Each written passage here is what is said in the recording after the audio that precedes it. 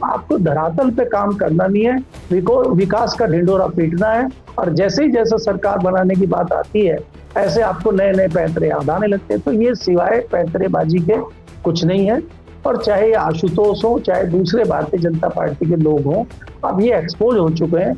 मुझे नहीं लगता कुछ हो पाएगा बहुत ज्यादा। नमस्कार दोस्तों, कैसे हैं आप लोग। उम्मीद है आप सभी अच्छे होंगे। 11 मार्च 2026 एक ऐतिहासिक दिन रहने वाला है, क्योंकि शंकराचार्य उत्तर प्रदेश की राजधानी लखनऊ के भीतर धर्म युद्ध का ऐलान करने वाले हैं, बिगुल फूकने वाले हैं। इससे सत्ता तो हिली हुई है ही। इस बीच एक खबर बड़ी इंटरेस्टिंग तरीके से सामने आई है। आशुतोष ब्रह्मचारी, जिसने शंकराचार्य पर जो है तमाम घिनौने आरोप लगाए हैं, बटुक जो छोटे छोटे होते हैं उनको लेकर, उसके ऊपर हमला हुआ है और आरोप शंकराचार्य के ऊपर लगाया जा रहा है। ये जो मामला चल रहा है, क्या सियासी तौर पर प्रेरित है? करेंगे बात। केपी मलिक जी वैश्विककार हमारे साथ जुड़े। सर, बहुत बहुत स्वागत है आपका। धन्यवाद हिमांशु जी, आपका भी, आपके दर्शकों का भी।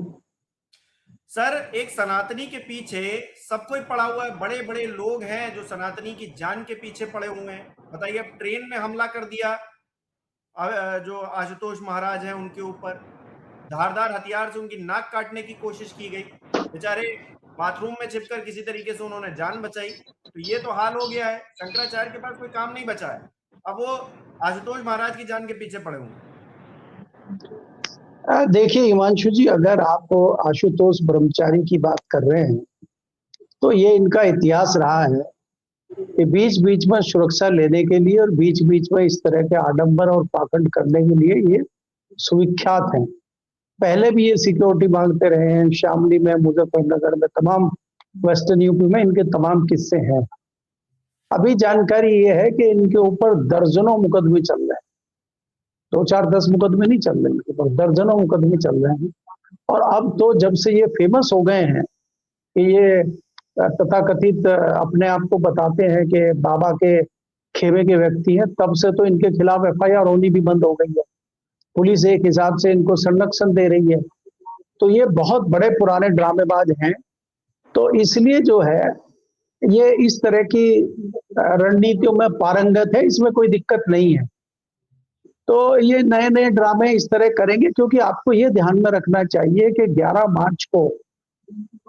मार्च को शंकराचार्य जी लखनऊ पहुंच रहे हैं। भारतीय जनता पार्टी कहीं न कहीं बैकफुट पे पहुंच गई है। संघ का बहुत दबाव है भारतीय जनता पार्टी के ऊपर, योगी जी के ऊपर, कि इस मामले को निपटाया जाए। तो कहीं ना कहीं इस चीज को डाइवर्ट करने के लिए, शंकराचार्य का जो मुद्दा इतना बड़ा बन गया है, उसको थोड़ा डाइवर्ट करने के लिए, खबरों में आने के लिए, जैसे बीच बीच में आरोप लगने लगे थे कि आशुतोष ब्रह्मचारी गायब हो गए हैं, तो इनको एकाएक अपनी प्रेजेंट दिखाने के लिए ये बहुत जरूरी था इस तरह का करना। और जहां कुछ घंटे बाकी रह गए हैं, जो धर्म युद्ध चल रहा है शंकराचार्य का, जहां उसमें कुछ चंद घंटे रह गए हैं, तो मामले को डाइवर्ट करने की ये भी एक छोटी कोशिश है। मुझे लग रहा है असफल कोशिश है ये, क्योंकि हर एक कोई जानता है कि शंकराचार्य जी इस तरह की किसी हरकत में या इस तरह की किसी छुटवैया हरकत में शंकराचार्य जी पड़ेंगे, मुझे ऐसा नहीं लगता है। क्योंकि शंकराचार्य कोई एक व्यक्ति नहीं है, शंकराचार्य एक संस्थान है। और शंकराचार्य के जो लोग हैं, शंकराचार्य के जो साथ हैं, वो धीरे धीरे कारवां बड़ा होता जा रहा है, लोग उनके साथ जुड़ते जा रहे हैं। और वो कोई सिक्योरिटी नहीं मांग रहे, वो कोई निजी स्वार्थ की चीज नहीं मांग रहे। वो तो भारतीय जनता पार्टी की जो मांग आज तक रही है दूसरी सरकारों से, चाहे वो कांग्रेस की सरकार हो, चाहे वो कोई भी विरोधी सरकार रही हो, जब भारतीय जनता पार्टी विपक्ष में रहती है, तो भारतीय जनता पार्टी की बड़ी मांग रहती है गौ रक्षा, गौ रक्षा, गौ माता। तो वो तो गौ माता को आपको याद दिला रहे हैं। तो ऐसे में जब इस तरह की चीजें चल रही हैं, तो उसमें भारतीय जनता पार्टी गिर गई है। तो भारतीय जनता पार्टी अगर इसमें घिर गई है, तो उसकी कोशिश है कि मुद्दे को किस प्रकार से डाइवर्ट किया जाए। जी। अच्छा, मुद्दे मुद्दे को डाइवर्ट करने के लिए इतना बड़ा कदम उठा लिया गया। कहा यह जा रहा है, जो शंकराचार्य जी की तरफ से भी कहा गया, कि अटेंडेंट बता रहा है कि बाथरूम में गए थे, तब तक सब कुछ ठीक था, बाथरूम से बाहर आए तो फिर ऐसे हाल हो गया। दूसरी तरफ हम एक न्यूज एजेंसी है उससे बातचीत में देखते आशुतोष महाराज सब कुछ ठीक ठाक बताते हैं, पूरी घटना का विवरण देते हैं। उसके बाद वो अपनी ड्रेसिंग वेसिंग करवाते हैं अस्पताल में और उसके बाद जो है उनसे रिपोर्टर पूछता है क्या हुआ, तो कहते हैं मुझे सांस नहीं आ रही, मुझे बोलते नहीं बन रहा है। तो मतलब ये इस ड्रामेबाजी की जरूरत क्या है, और शंकराचार्य को टारगेट करके आखिर मिल क्या रहा है एक हिस्ट्री शीटर को। और वो हिस्ट्री शीटर अगर सुरक्षा लेना चाह रहा है तो जेल में चला जाए, वहां तो सुरक्षा ही सुरक्षा है। और असल में इसे जाना भी चाहिए, योगी सरकार उसे जेल क्यों नहीं भेज पा रही, ये भी सवाल है। देखिए हिमांशु जी, कोई नई बात नहीं है उनके लिए जेल जाना, वो पहले जेल जा चुके हैं, हिस्ट्री सीटर भी हैं, उनके ऊपर इनाम भी रहा है, उनके ऊपर सारी चीजें हैं, तमाम धाराएं भी हैं, वो उनके लिए कोई नई बात नहीं। लेकिन मेरा मानना ये है कि ये किसके इशारे पे इस तरह की चीजें कर रहे हैं, या ये स्वघोषित जो अपने आप को संत समाज के मुखिया बताने पे तुले हुए हैं, इनके तो जो हमारे बाबा थे, जिनके भरोसे पे कूदते थे, जिनको अपना चेला बताते थे, उनका तो कोई बयान आज तक आया नहीं उनके लिए। वो भी पर्दे के पीछे छिप गए हैं। तो ये जताता है कि अब जिन्होंने इनको पीछे से उंगली लगा के आगे बढ़ाया था, अब उन्होंने भी हाथ खींच लिया है, और ये कहीं ना कहीं इन परिस्थितियों में घिर गए हैं कि वास्तव में ही इनको अब नुकसान हो गया है। प्रशासन किसी का नहीं होता है, प्रशासन तो एक कठपुतली की तरह काम करता है, पुलिस तो एक कठपुतली की तरह काम करती है। पुलिस को पहले इशारा था कि इनको थोड़ा दौड़ाइए, इनके कंधे पे हाथ रखिए और इनको ठीक रखिए। अब धीरे से प्रशासन का इशारा होगा कि इनको जरा पेल दीजिए, तो प्रशासन इनको पेल देगा। प्रशासन किसी का होता है?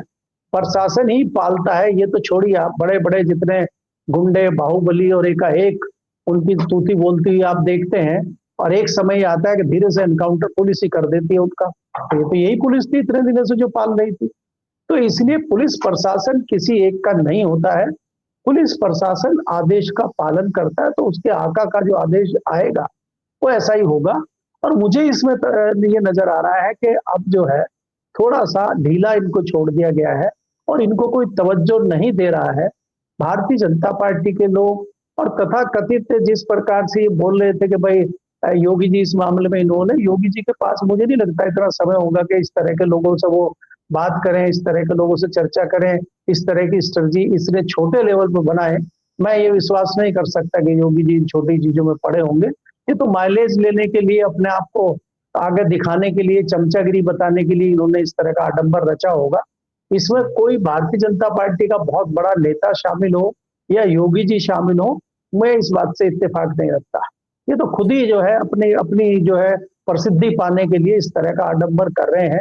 देखिए, बड़े इतने बड़े व्यक्ति के ऊपर अगर आप कीचड़ उछालेंगे, तो मीडिया में तो आप भी आ गए ना। इतने दिन से आप मीडिया में हैं, इतने दिन से आपका मीडिया दिखा रहा है, इतना तो विज्ञापन आप पैसे दे के भी नहीं करवा सकते जितना फ्री में विज्ञापन हो गया आपका। और ये तो विज्ञापन चाहते हैं, फेमस तो हो ही गए। ये फेमस होने के दो ही कारण होते हैं, या तो आप बहुत बदनाम हो और या आप बहुत अच्छे हो। अब यहाँ तो शंकराचार्य जी क्यों फेमस हैं? वो अच्छे आदमी है, संत समाज के व्यक्ति हैं, इतने बड़े संत हैं, वो तो इसलिए फेमस है। और ये किस लिए फेमस है? ये आडम्बरी है, नाटंकी है, नौटंकीबाज है, तो ये भी फेमस हो गए। तो दो तरह के व्यक्ति फेमस होते हैं, हमारे आपके मध्यम वर्गीय लोग फेमस नहीं होते जी। अच्छा, कुछ लोग फेमस होने की कोशिश भी कर रहे हैं, कुर्सी की चाहत भी है उनके मन में, लेकिन बेचारे कुछ कर नहीं पा रहे हैं।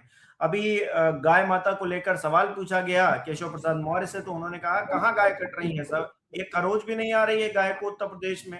और उन्हीं के खेमे के कहे जाते हैं नंदकिशोर गुर्जर, वो कह रहे हैं गाजियाबाद में 50,000 गाय कट रही है डेली। तो सही कौन बोल रहा है, इसकी तो एक बार जांच योगी जी को करवा ही लेनी चाहिए कम से कम। देखिए हिमांशु जी, अगर आप देखें तो यही यही केशव प्रसाद मौर्य थे जिन्होंने कहा था भगवान शंकराचार्य जी के ऊपर जिन लोगों ने भी इस तरह का हमला किया है, बटुक ब्राह्मणों को पीटने का काम किया है, या जो भी इनका अनादर किया है, उनके ऊपर जो है सख्त कार्रवाई की जाएगी, उनको जो है सबको दंड दिया जाएगा। तो क्या हुआ आपके सामने है। तो आप ये देखिए कि मुख्यमंत्री के बयान कुछ और आ रहे हैं, डिप्टी मुख्यमंत्री के बयान कुछ और आ रहे हैं। तो यहाँ तो आपस में ही समझौता नहीं है, आरएसएस के बयान कुछ और आ रहे हैं, संघ के बयान कुछ और आ रहे हैं। देखिए, आपको ये देखना होगा हिमांशु जी कि जैसे जैसे 2027 का इलेक्शन नजदीक आता जाएगा, इस तरह की कई सारी चीजें आपको भारतीय जनता पार्टी और विपक्ष की तरफ से उत्तर प्रदेश में दिखाई देगी। भारतीय जनता पार्टी कहीं ना कहीं बौखलाहट में है कि 2027 आते आते जिस प्रकार से माहौल बनता जा रहा है भारतीय जनता पार्टी के खिलाफ, और भारतीय जनता पार्टी के लिए इतना बड़ा मुद्दा ये बन गया है शंकराचार्य जी का। देखिए भाई, भारतीय जनता पार्टी पूरे देश में, चाहे आप उत्तर प्रदेश में ही नहीं पूरे देश में कहिए, आप तो हिंदुत्व के झंडा बरदार थे ना। आप तो संत समाज के ठेकेदार थे। आपने तो गौ माता का जो है बिल्कुल पेटेंट करा लिया था कि हमारे अलावा तो गौ माता की बात कोई कर ही नहीं सकता है। आप उसी पे घिर गए हैं। तो जब आप उस पर घिर गए हैं तो आप कैसे निकलेंगे? तो निकलने के लिए रास्ता ढूंढ रहे हैं। इसीलिए पार्टी में कई खेमे अलग अलग बन गए हैं और पार्टी वहां तक पहुंच गई है कि पहले जो बटोगे कटोगे आप दूसरे लोगों के लिए प्रयोग करते थे, वो आप ही के सिर पे बैठ गया बटोगे कटोगे। अब उसी में एक ग्रुप ऐसा बन गया भारतीय जनता पार्टी में जो कह रहा है गौ कट रही है, बीफ का एक्सपोर्ट हो रहा है। और आज केशव मौर्य जी कह रहे हैं नहीं नहीं कहीं नहीं कट रही, दिखाइए कहाँ। अब दिखाओ, आप चल के उनको कहाँ दिखाएंगे बताइए? हम और आप कहाँ दिखाएं उनको? अरे हम तो ये कहने कि आपने जो गौशाला चलाई है, आपने जो गौशाला बनाई है, उन्हीं का रिपोर्ट कार्ड पेश कर दीजिए आप। कौन सा ऐसा पूरे उत्तर प्रदेश में एक गौशाला है जहां पे जिसकी रिपोर्ट बहुत अच्छी है, जहां आप ये देखिए कि गौशाला का मतलब है कि वहां से उत्पाद भी निकलना चाहिए, वहां पे बछड़े भी निकलने चाहिए, वहां की रिपोर्ट भी आनी चाहिए कि हमने इतनी गाय पाली है, इतनी गाय हमारे पास थी, इतनी गाय बीमार अवस्था में आई थी, इतनी गाय हमने बचाई है और हमने गौ से ये दूध का और घी का उत्पादन किया है।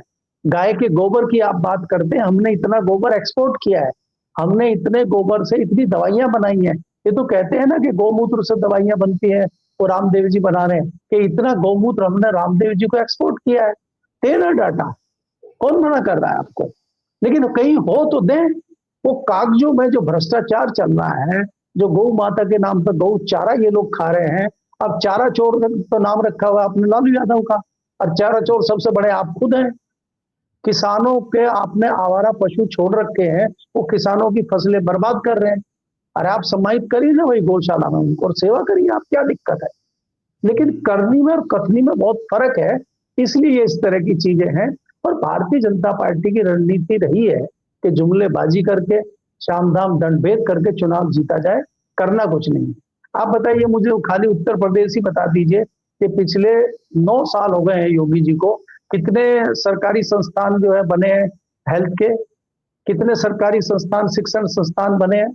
आपने 2 बड़े हॉस्पिटल का आप जो है वहां उद्घाटन करने पहुंच गए नोएडा में। एक राष्ट्रपति जी को बुला लिया आपने करने के लिए, और एक अभी कपिल देव का प्राइवेट हॉस्पिटल आपने बना दिया और आप उद्घाटन करने जा रहे हैं उसमें। आप क्या जताना चाहते हैं कि प्राइवेट हॉस्पिटलों में लोगों का इलाज होगा तो गरीब आदमी कहाँ जाएगा जी? तो गरीब लोगों के लिए आपने क्या व्यवस्था पिछले 9 साल में की है, वो रिपोर्ट कार्ड पेश कीजिए ना, आप उस पर वोट लीजिए ना लोगों का। तो आपको धरातल पे काम करना नहीं है, विकास का ढिंडोरा पीटना है। और जैसे ही जैसे सरकार बनाने की बात आती है, ऐसे आपको नए नए पैंतरे याद आने लगते हैं। तो ये सिवाय पैंतरेबाजी के कुछ नहीं है। और चाहे आशुतोष हो, चाहे दूसरे भारतीय जनता पार्टी के लोग हों, अब ये एक्सपोज हो चुके हैं। मुझे नहीं लगता कुछ हो पाएगा बहुत ज्यादा। जी नहीं सर, एक बात नहीं समझ में आ रही है, एक्सपोज हो गए हैं, सबको दिख रहा है, काला चिट्ठा दिख रहा है, लेकिन कोई कुछ कर क्यों नहीं पा रहा है? ये हाथ जो है बंधे हुए क्यों नजर आ रहे हैं? हम होंगे, आप होंगे, कल को हम पीड़ित पक्ष की तरफ से हो सकता है खड़े हों, हमारी भी कोई नहीं सुनी जाएगी। ये तो बड़ी मतलब दयनीय परिस्थिति है। आप जहां मन आएगा वहां बुलडोजर चलाएंगे, जहां मन नहीं आएगा वहां आप चुप हो जाएंगे, खामोश हो जाएंगे। देखिए हिमांशु जी, अगर आप ये देखें, ये खाली उत्तर प्रदेश की बात नहीं, ये तो पूरे देश में चल रहा है। प्रधानमंत्री जी कहाँ बोल रहे हैं? आपके पड़ोसी राज्य में उत्तराखंड में लोग सड़कों पर उतरे, महीने 2 महीने सड़कों पर बैठे रहे। एक लड़की के साथ अत्याचार बलात्कार हुआ, क्या हुआ? उसमें कुछ नहीं हुआ। तो ये नहीं सुनते हैं, ना सुनते हैं ना करते हैं, अपनी मन की चला रहे हैं। और आपने ऐसे हीरे को, ऐसे क्रांतिकारी को मुख्यमंत्री रखा है जो खुद अपना विधानसभा का चुनाव हार गया। 4 साल उसके पूरे हुए हैं। अब कल वहां पे हरिद्वार में बहुत बड़ा एक आयोजन किया गया और हमारे देश के जो है गृह मंत्री जी उनको आशीर्वाद दे के आए कि बहुत अच्छा काम मुख्यमंत्री जी कर रहे हैं। और जनता सड़कों पर है उनके खिलाफ। गृह मंत्री जी कह रहे हैं अच्छा काम कर रहे हैं, तो हम किसकी माने? गृह मंत्री की माने या जनता की माने? उनकी जनता तो मूर्ख है, जनता तो बेवकूफ है। अब सड़कों पे घूम रही है, वो तो फिर वोट देने चले जाएगी थोड़े दिन बाद। तो हमें तो गृह मंत्री जी की बात माननी चाहिए कि उन्होंने उनको सर्टिफिकेट दे दिया है। और भारतीय जनता पार्टी तमाम लोगों को सर्टिफिकेट देती है। हरदीप पुरी जी को दिया हुआ ना सर्टिफिकेट दिल्ली, तमाम मंत्रियों को दिया हुआ है। एक रेल दुर्घटना दिल्ली में हो जाती थी तो पवन बंसल को इस्तीफा देना पड़ता था। मुंबई पे आतंकी हमला हो जाता था तो देश के गृह मंत्री को रिजाइन करना पड़ता था। यहाँ तो रिजाइन की परंपरा है ही नहीं, यहाँ तो जवाबदेही की परंपरा है ही नहीं। तो इसमें आप क्या करेंगे? ये तो भारतीय जनता पार्टी ने एक नई पार्टी शुरू कर दी है कि जवाब ही नहीं देना, बोलना ही नहीं है। प्रधानमंत्री जी कहाँ बोल रहे हैं, हम किसके साथ हैं, कहाँ वो अपनी रणनीति खोल रहे हैं। जहां बयान प्रधानमंत्री जी को देना चाहिए वो बोलते नहीं है, पार्लियामेंट तो उनकी जान को खतरा है, और इजराइल की पार्लियामेंट में जाके भाषण दे कर आ जाते हैं, अगले दिन युद्ध शुरू हो जाता है। तो इनके अपने अपने पैमाने हैं, अपनी अपनी सोच है, इसलिए अपने तरीके से ये करते हैं। तो भारतीय जनता पार्टी की सरकार में आप अगर ये सोचें कि किसी को जवाबदेही है, मुझे नहीं लगता है। देखिए, आप भारतीय जनता पार्टी नया नैरेटिव गढ़ने के चक्कर में है। जैसे आप बिहार की बात करें कि वहां पर जंगल राज चल रहा था लालू के टाइम पे, भारतीय जनता पार्टी जब से आई है उसने ठीक कर दिया है। अखिलेश की सरकार में उत्तर प्रदेश में, मायावती की सरकार में जंगल राज चल रहा था, गुंडा राज चल रहा था, यादवों की सरकार थी, कट्टे की सरकार थी। भाजपा में तो सब ठीक चल रहा, वहां तो कोई कट्टे की सरकार है नहीं, वहां तो लॉ एंड ऑर्डर भी फिट है बिल्कुल, और ना कोई लूटपाट हो रही है, ना तो गलत हो रहा है। तो इसका जवाब कौन देगा, इसकी रिपोर्ट पेश कौन करेगा? तो बात यह है कि यहाँ इनको ना इनकी जवाबदेही है और ना इनको कोई किसी से दिक्कत है, ना किसी की सुनवाई है। जो पत्रकार हम आप जैसा सवाल पूछेगा उसका इलाज जरूर हो जाएगा, ये बात भाजपा में जरूर है। बहुत बहुत शुक्रिया सर हमारे साथ जुड़ने के लिए, तमाम बातचीत के लिए। हमारे दर्शक किस तरह से देख रहे हैं इस विषय को, आशुतोष ब्रह्मचारी महाराज, इनको जो है हमला हो गया है इनके ऊपर और ये बता रहे हैं शंकराचार्य ने इनको टारगेट किया है। आपको क्या लगता है कमेंट करके जरूर बताइएगा। इस वीडियो को लाइक करता है, शेयर करना मत भूलिएगा। हमारे चैनल को सब्सक्राइब नहीं किया तो वो भी जरूर कीजिएगा। आप हमें सहयोग भी कर सकते हैं ज्वाइन बटन पर क्लिक करके। बहुत बहुत धन्यवाद।